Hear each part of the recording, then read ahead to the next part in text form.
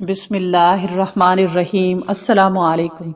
ایک دن حضرت بابا فرید گنج شکر رحمت اللہ علیہ درخت کے نیچے اپنے ساتھیوں اور مریدوں سے محو گفتگو تھے کہ ایک ہندو عورت اپنے سر پر دودھ کا برتن رکھے ہوئے ادھر آ نکلی۔ حضرت بابا فرید رحمت اللہ علیہ نے رسم درویشی کے مطابق اس بت پرست عورت کی خیر و عافیت دریافت کی۔ ہندوؤں کی نظر میں وہ ایک نیک ذات سے تعلق رکھنے والی عورت تھی، اس لیے کوئی شخص بھی اس سے انسانی لہجے میں گفتگو نہیں کرتا تھا۔ آج جب اس نے ایک دوسرے مذہب کے ماننے والے بزرگ شخص کی طرف سے برابری کا سلوک دیکھا تو اپنی حالت زار بیان کرنے لگی۔ میرا تعلق اجودھن میں بسنے والے گوالوں کے خاندان سے ہے۔ باپ دادا دودھ فروخت کر کے اپنا پیٹ پالا کرتے تھے۔ میرا شوہر مر چکا ہے اور میں برسوں سے دودھ فروخت کر کے اپنے بچوں کی پرورش کر رہی ہوں۔ پہلے زندگی پرسکون تھی، مگر کچھ دنوں سے ایک عجیب و غریب مصیبت کا شکار ہوں۔ یہ کہہ کر گوالن عورت ادھر ادھر دیکھنے لگی جیسے وہ کسی سے خوف زدہ ہو۔ حضرت بابا فرید رحمت اللہ علیہ نے عورت کی ذہنی کشمکش کو محسوس کرتے ہوئے فرمایا، تم بے خوف و خطر اپنے دل کی بات کہہ ڈالو۔ ہم لوگ مسلمان ہوتے ہوئے بھی تمہارے غم گسار ہیں۔ ہمارا مذہب دنیا کے ہر مظلوم کی حمایت کرتا ہے۔ حضرت بابا فرید رحمت اللہ علیہ کی شفقت و محبت کا مظاہرہ دیکھ کر ہندو عورت نے وہ راز کہہ ڈالا جسے بیان کرتے ہوئے اس کی زبان کانپ رہی تھی۔ کچھ دن سے ایسا ہو رہا ہے کہ یہاں کے چند جوگی اور جادوگر مجھے پریشان کر رہے ہیں۔ وہ روزانہ مطالبہ کرتے ہیں کہ سارا دودھ انہیں دے دیا جائے۔ کچھ دن تک تو میں نے ایسا ہی کیا، مگر جب ان سے دودھ کی قیمت طلب کی تو جوگیوں نے بڑی بے رحمی سے جواب دیا کہ وہ لوگ جو چیز خریدتے ہیں اس کی قیمت ادا نہیں کرتے۔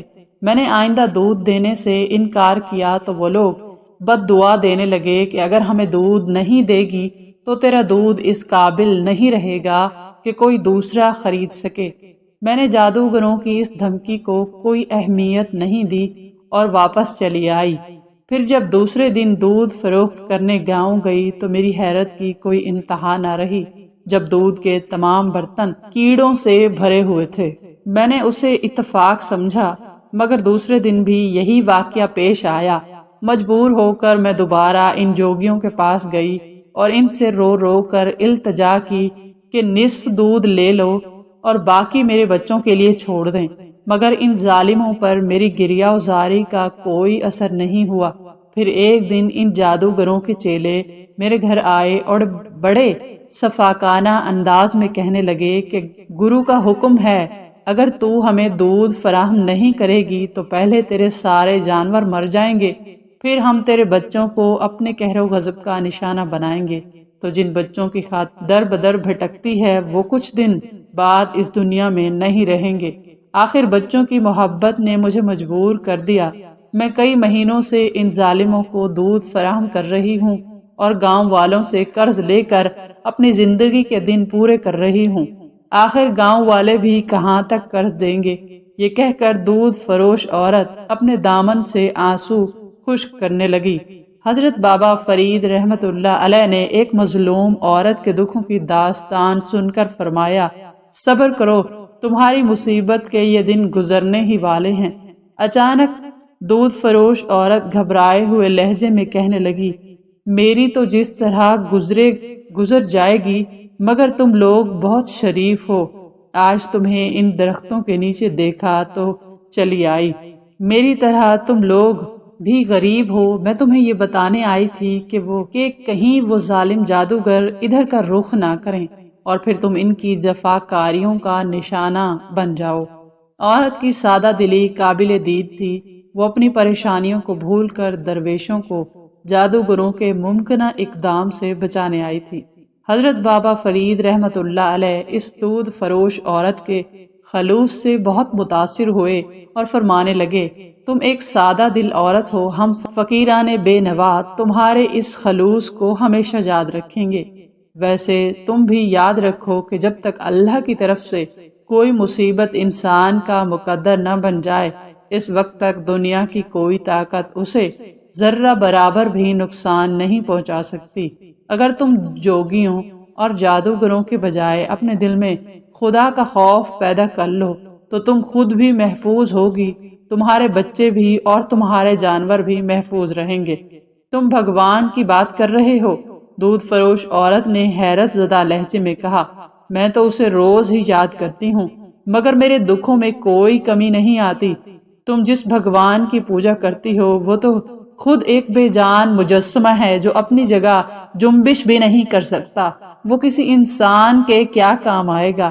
میں جس خدا کی بات کر رہا ہوں وہ اپنی ذات میں تنہا ہے، کوئی اس کا شریک نہیں، اور اس قدر قدرت والا ہے کہ ساری دنیا کے انسان مل کر بھی اس کے فیصلے کو تبدیل نہیں کر سکتے۔ تم اسی خدا کو پکارو، وہ تمہیں ان دو چار شرپسند جوگیوں سے نہیں، دنیا بھر کے ستم گروں سے نجات دے گا۔ ابھی حضرت بابا فرید رحمت اللہ علیہ اس ہندو عورت سے یہ گفتگو کر ہی رہے تھے کہ سامنے سے عجیب حلیے کے لوگ آتے ہوئے نظر آئے۔ جیسے ہی آنے والوں پر عورت کی نظر پڑی، وہ دہشت زدہ ہو کر حضرت بابا فرید رحمت اللہ علیہ سے کہنے لگی، یہ انہی جادوگروں کے چیلے ہیں، آج مجھے تمہارے پاس کچھ دیر ہو گئی تو یہ میری تلاش میں یہاں تک آ پہنچے۔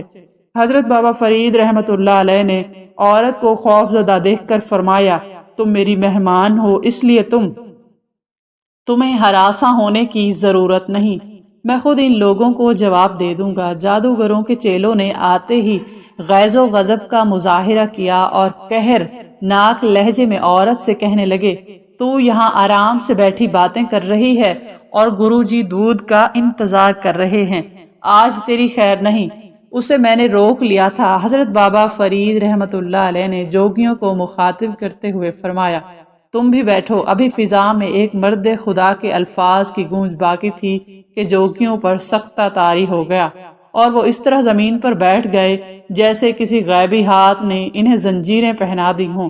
کچھ دیر بعد جوگیوں کی دوسری ٹولی آئی۔ حضرت بابا فرید رحمت اللہ علیہ نے ان سے بھی وہیں فرمایا، بیٹھ جاؤ، اور وہ بھی سر جھکا کر بیٹھ گئے۔ الغرض گرو نے اپنے تمام چیلوں کو بھیجا اور وہ سب کے سب اس طرح بابا فرید رحمت اللہ علیہ کے سامنے سر جھکا کر بیٹھ گئے جیسے انہیں کسی طاقتور مقناطیس نے جکڑ لیا ہو۔ آخر میں جوگیوں کا گروہ اپنا چیلوں کو ڈھونڈتا ہوا ادھر آ نکلا۔ تمام لوگ یہیں، تم لوگ یہاں کیا کر رہے ہو؟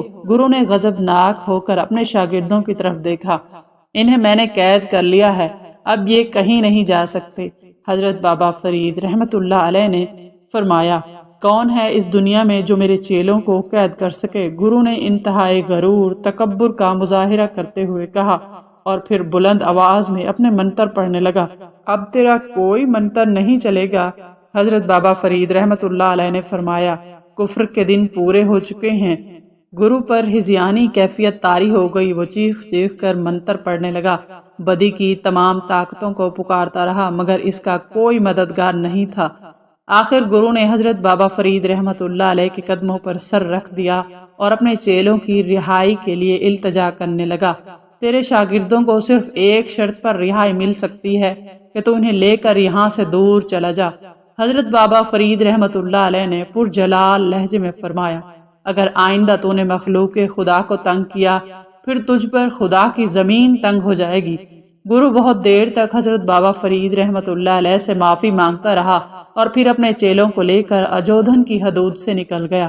گرو کے جانے کے بعد حضرت بابا فرید رحمت اللہ علیہ اسی جگہ پر اقامت گزین ہو گئے اور پورا قصبہ آپ کی اس کرامت کے شور سے گونجنے لگا۔ نتیجتاً سینکڑوں بت پرست حلقہ اسلام میں داخل ہو گئے۔ اجودھن میں یہ آپ رحمت اللہ علیہ کی پہلی روحانی فتح تھی۔